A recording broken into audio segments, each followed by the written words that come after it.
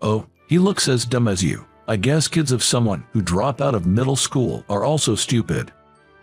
A classmate named Catherine, who for some reason always looked down on me, looked into Ryan's face. She was a Harvard graduate. She was good-looking but had a terrible personality. That's what Catherine said after looking at Ryan's face. I could tolerate being mocked myself, but it pained me when she insulted my son, Ryan. Despite my patience, I raised my voice. His education level doesn't matter. Just because you went to Harvard doesn't give you the right to speak to my son like that. Seeing this, Ryan said in a cold voice, "Dad, this woman, it's Mrs. Smith, right? Should we fire her?" Ryan might look like he's 10, but he's no ordinary 10-year-old. Catherine would later come to realize this. My name is John. Probably a very average 8th grader at that time. Part of the soccer team, sometimes on the bench, sometimes not. Unlike the noticeable guys, I don't have a girlfriend. Yes, just an utterly average 8th grader. I had one strength and one weakness. First, my strength was math. I wasn't good at all subjects, but for some reason, math just clicked for me. I solved problems without much struggle, even if it was an advanced problem I saw for the first time. I was the only one in my grade who could solve some tough problems, and I've been holding the top rank in math since admission. I especially loved binary numbers. It felt romantic to count in a system other than base 10. It felt like a game and was very fun. On the other hand, my weakness, or rather the person I couldn't stand, was a beautiful classmate named Catherine Smith from elementary school. For some reason, Catherine treated everyone else normally, but she was cold to me. We used to play together in early elementary school and even visited each other's houses, but around our school trip in elementary school, she suddenly became distant and would only speak ill of me. "John, don't slack off during cleaning. Come on, take out the trash." It wasn't just me who was slacking off, but Catherine would say this and toss the trash can at me. "John, don't just stand there. Put out the flame. You're so useless." Anyone could turn off the burner during our science experiments, but Catherine would always complain to me. Moreover, she'd say things like, "I can't touch that alcohol lamp now that John has touched it," as if I was something dirty. I wanted to retort, but Catherine was bold, beautiful, and one of the top-ranking girls in our class hierarchy. I could never talk back and just took her remarks.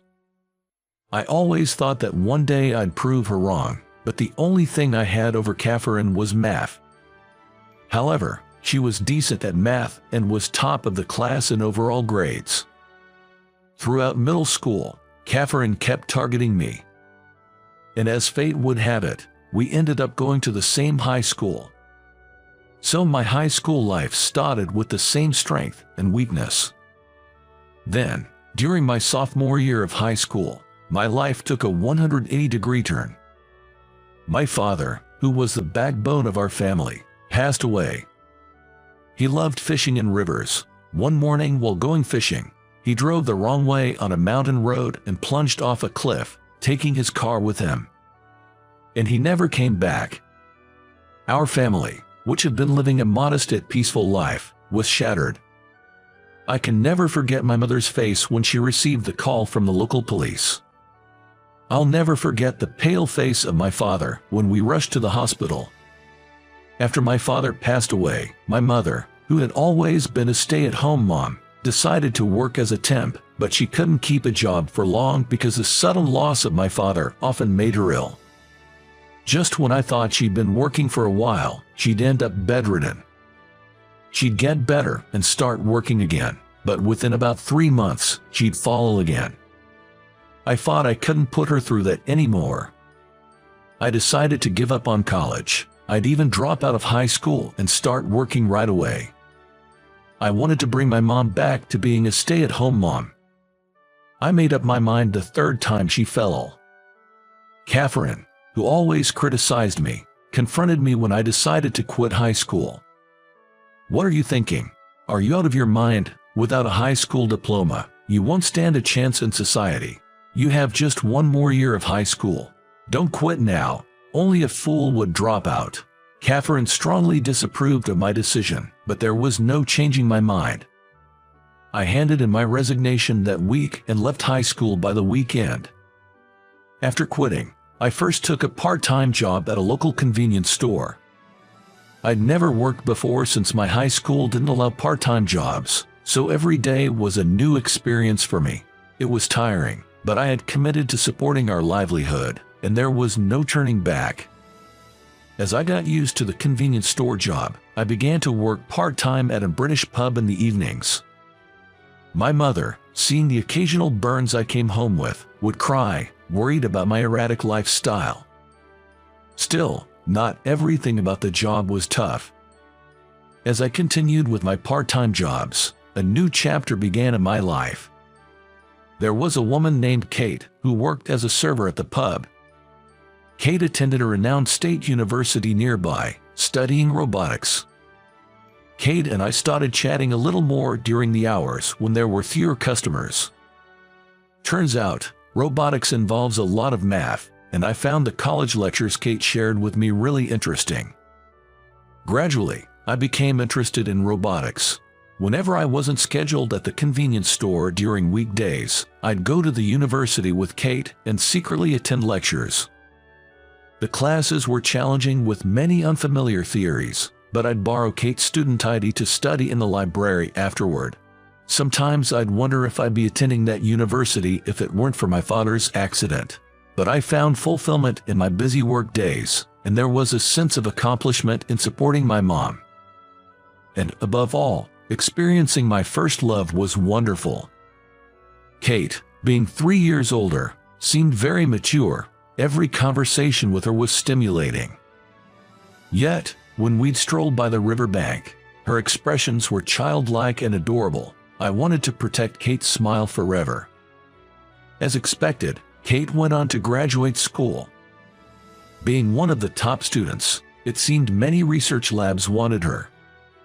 She chose a research lab led by a professor known for tackling challenging subjects.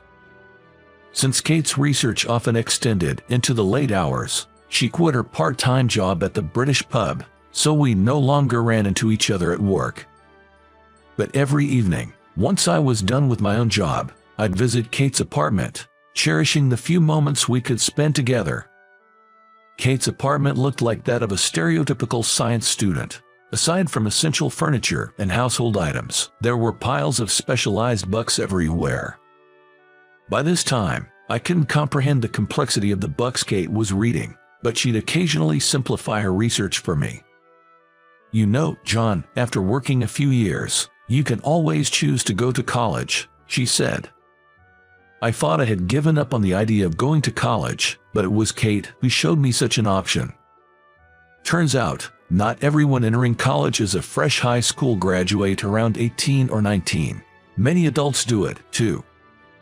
Those who've worked after high school and then felt the urge to study more also enroll. But Kate, I didn't even graduate from high school. When I mentioned that, Kate told me about the GED system.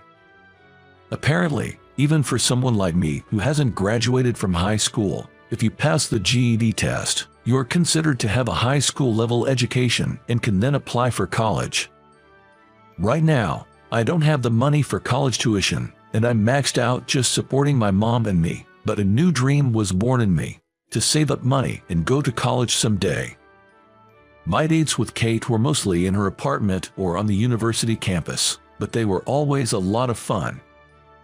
The university's cafeteria was affordable and tasty. Plus, considering the appetites of college students, they had plenty of large portion options, which was great. Kate loved the parfaits from the cafeteria. Every time I bought her one and brought it to our table, she'd be so delighted. I'd often think that if I could earn more, I could treat her parfaits at fancy cafes instead of the cafeteria. But the joy she found in those school cafeteria parfaits made me cherish her even more. Kate would always tell me, if you want to earn more, you can't just work more hours. There's a limit to how many hours a person can work. Instead, improve your skills. If you can earn more per hour, You make more even if you work the same hours. You should focus on learning." I had a tendency to pick up more shifts whenever I saw something Kate might want, but her words made me hold back and consistently work on improving my current skills. I learned to use software I couldn't before, and even got a culinary license. Though it cost money to study, and sometimes felt like a financial setback, once I got that culinary license, the manager at the pub I worked at praised me and raised my hourly wage. As a result, I was able to buy Kate the necklace she had been eyeing for Christmas.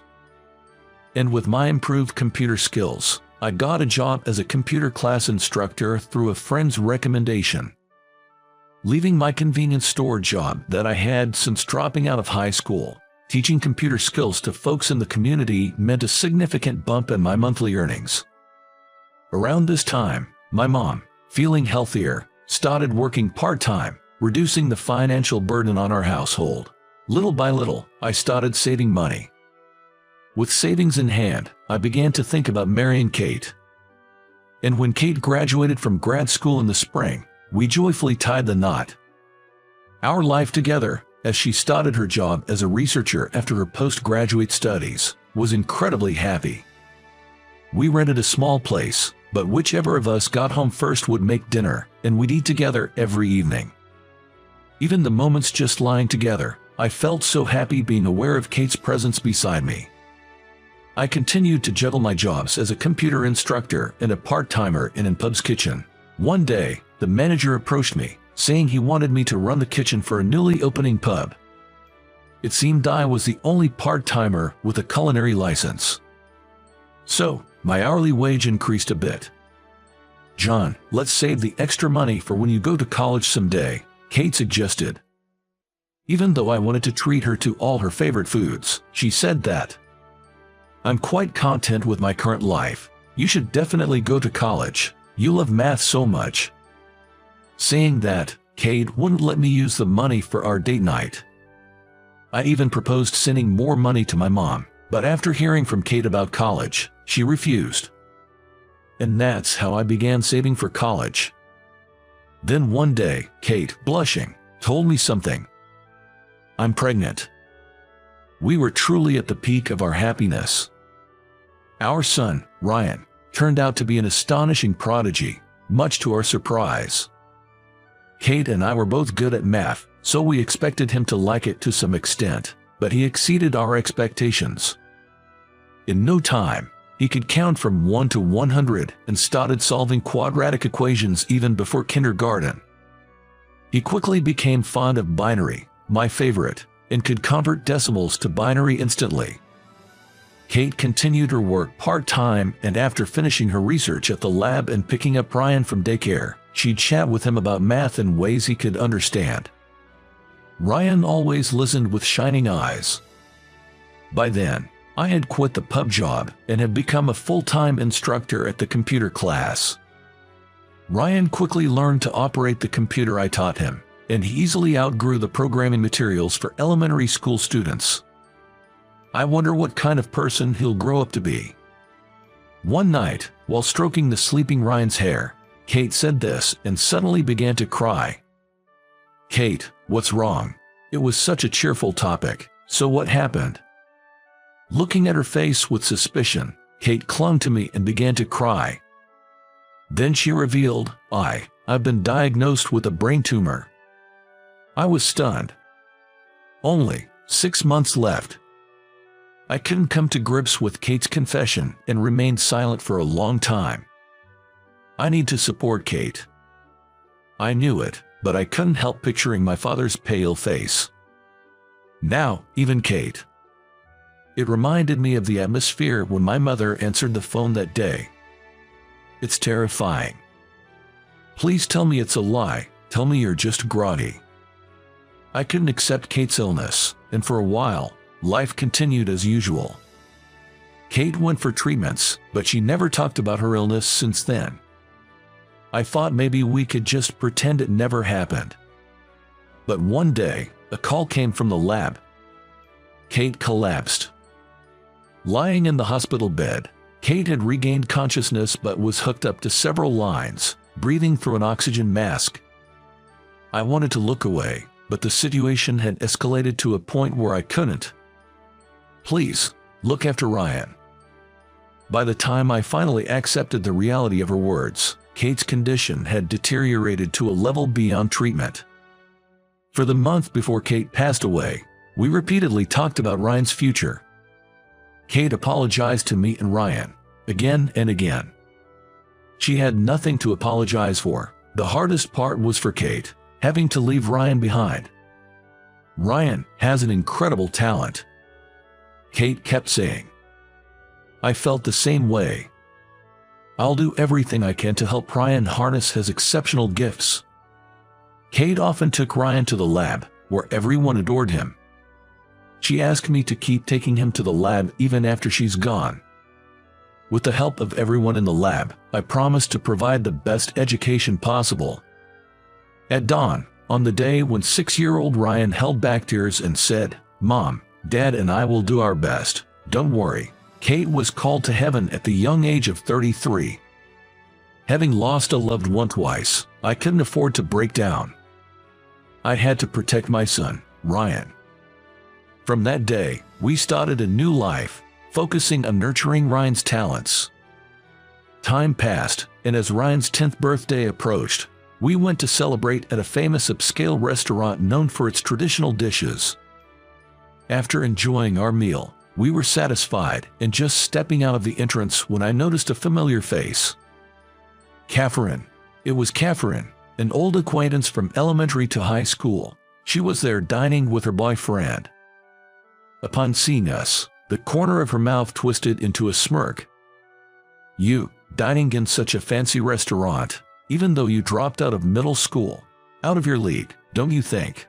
Middle school dropout or not, what's that got to do with anything?" I didn't want to provoke Catherine, especially with Ryan around. I tried to leave quickly, but she kept on throwing jabs. "You probably can't even educate your child properly with your dropout status, can you?" I had promised Kate to prioritize Ryan's education, so this really got under my skin. Still, I tried to ignore her and started to leave with Ryan. "Look at him. He's got that clueless look, just like a dropout's child. I guess stupidity runs in the dropout family." Catherine pushed further. Although I could handle insults thrown at me, when she insulted Ryan, I lost it and snapped back. "My educational background has nothing to do with this. Just because you went to Harvard doesn't give you the right to talk that way about my son." "Oh, come on. Is it because you didn't even finish high school?" Catherine continued to mock. Ryan suddenly said in a cold voice, "Dad, this woman, it's Miss Smith, right? Should we fire her?" "What are you talking about, Ryan?" Attempting to reprimand him, Ryan continued, "She's a business associate of my company. She might not know me, but I've seen her. She's from the security firm we've outsourced to, so at the very least, I can have her removed from the current project. Right, Miss Smith?" "Ryan, there's no need to retaliate, no matter how much one is mocked." That being said, I might have snapped back a bit earlier. I tried to silence Ryan's harsh words. "What? How can a kid like this be associated with my company? There's no way you can fire me. Talk in your dreams." Clearly shaken by being addressed by Ryan, Catherine snapped back and disappeared into the restaurant with her partner. "Ryan, you shouldn't talk about firing someone like that," I advised him, but Ryan still looked discontent. Ryan can be a bit sharp-tongued at times. Well, being acknowledged as a member in Kate's lab, researching robotics as an elementary schooler, and even doing system development, I can see why he might have become a bit assertive and outspoken. But kindness and relationships are the foundation for all. Just because he's a child doesn't excuse everything he says, especially since he's working with adults on system development. He needs to be careful with his words. Ryan developed a digital photo album app. It became a massive hit. With the profits, we set up a company to develop the next app. On paper, I was listed as the CEO, but in reality, Ryan was the one pulling most of the strings. The security aspect of that album app was outsourced, and Catherine worked for the outsourced company. When I reprimanded him for speaking rudely to an outsourcer, Ryan pouted for a while, but when I said, "Mom will cry," he calmed down and muttered, "Sorry." It was a few days after the incident at the upscale restaurant. A data breach occurred at Catherine's company. Fortunately, the information leaked wasn't directly related to Ryan's app, but we found ourselves dragged into the whole mess. "You did it, didn't you?" Holding a grudge about that incident before, Catherine accused Ryan of being the culprit. Ryan was, of course, outraged. Feeling indignant, he was determined to find the real perpetrator. Fortunately, the method of the leak wasn't too complicated. It seemed like he'd just have to decrypt some codes and trace back a few IP addresses. With the help of everyone in the lab, when they decrypted the code and tracked the address, it surprisingly led to the computer of Tom, the boyfriend who had accompanied her to that upscale restaurant that time. When Catherine confronted him, Tom readily admitted that he had someone else do it for him. I was just jealous of how capable Catherine seemed, able to do anything. Catherine had a flashback at those words. A time in the past when she felt inferior to her first love in math and acted mean out of frustration. She had intended to confess her real feelings and apologize for her past behavior when they graduated high school, but he dropped out, and she never got the chance. Even though she was the one at fault, she harbored resentment and said hurtful things when they met again. Catherine came to my house to apologize and shared this story. I was utterly shocked to see the proud Catherine, almost as if bowing her head to the ground in remorse.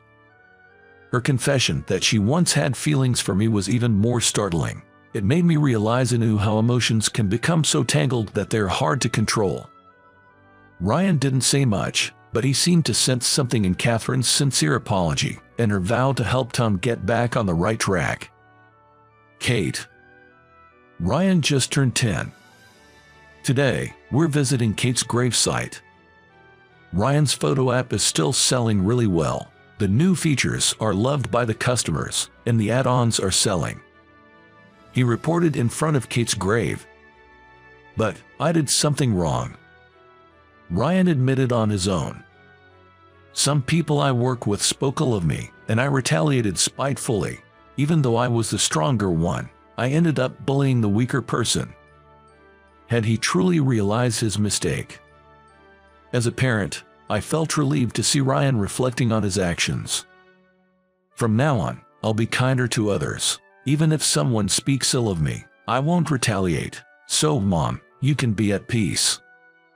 Kate, Ryan has grown so much, both in heart and body. He's truly maturing. And I have something else I want to share.